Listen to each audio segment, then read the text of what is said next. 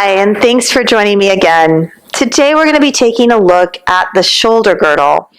And I've gone ahead and removed the legs of the skeleton so that we can really see what is going on in the shoulder without any distraction. So we're going to turn the skeleton around so that you can see. The axial skeleton is the spinal column and the cranium. And the appendicular skeleton is made up of the pelvic girdle and the shoulder girdle.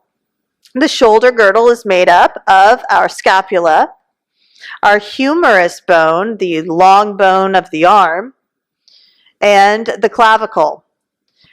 So there are a couple joints that we are going to be talking about today. The first joint is the AC joint, or the acromioclavicular joint. And then the next joint is the glenoid humeral joint. The glenohumeral joint is where the humerus attaches to the glenoid. The glenoid is a very shallow joint. It is a socket, so this is a ball and socket joint, but it's very shallow compared to the acetabulum that is quite deep. As you can see, my finger goes all the way inside the acetabulum, the hip socket. But the shoulder socket, or the arm socket, whatever you'd like to call it, is very shallow, and therefore there's not a lot of bony material protecting this joint. Now, the humerus attaches to the glenoid, the acromion of the scapula attaches to the clavicle, and the clavicle attaches to the sternum.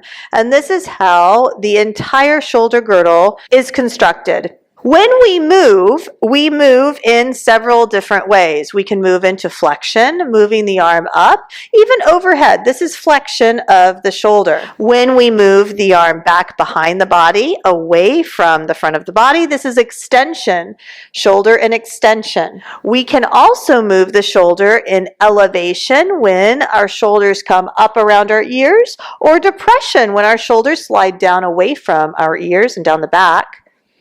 We can come into protraction when I push something away, or retraction when I bring the shoulders back onto the back body. So you can see already that the shoulders are much more complicated than the pelvis. The pelvis has flexion when we move the leg forward, or extension when we move the leg backwards. Now, the shoulders and the pelvis both can have orientation. Now, the orientation of the long bone in the socket is important because that helps us to understand how we're moving and how to counter that movement. In the pelvis, we've talked about it, right? We have a neutral humeral orientation when the toes are forward of the pelvis. When the toes are pointed to the right and the left, this is external rotation of the femur in its hip socket in the acetabulum.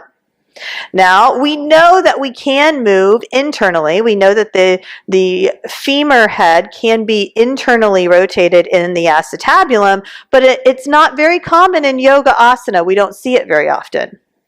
Now, the arms can have these same orientations. When we are in external rotation of the arms, when the humerus is externally rotated, the palms are forward. When the humerus is internally rotated, the palms are facing back. You might ask yourself why this is important. Well, because the glenoid is so shallow, when we're in external rotation, there's more bone-on-bone contact. Okay, so there's more congruency from the perspective of the humerus touching the glenoid.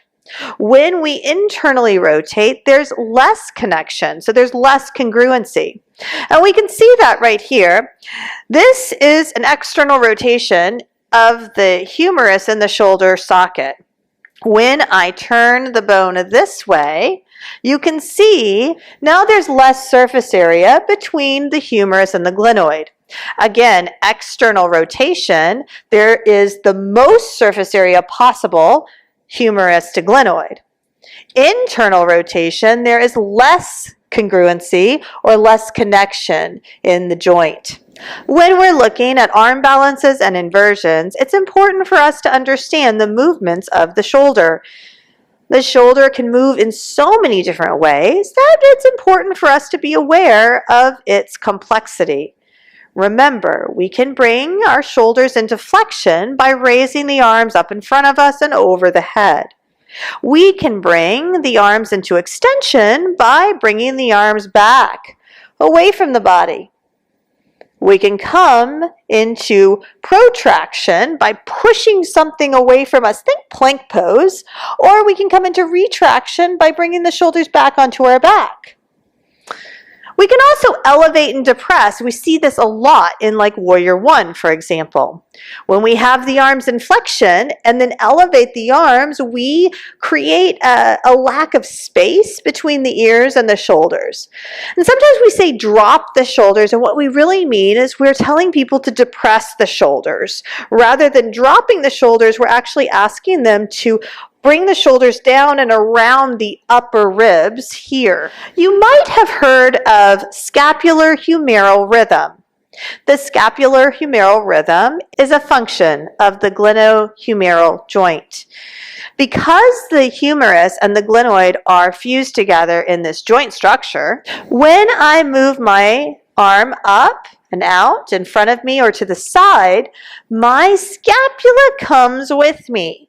This is the principle of scapular-humeral rhythm. For every 2 degrees that I raise my arm, my scapula will move 1 degree. As I move my arms from a resting position up over my head, my scapula actually moves up around the upper ribs of the body. For this reason, it becomes impossible for us to drop the shoulders when we raise the arms, but what we can tell our students to do is to relax the shoulders. What we're asking them to actually do is depress the shoulders. When they depress the shoulders, they move the shoulders away from the ears and encourage the shoulders to move up and around the upper ribs. I hope you found this video helpful.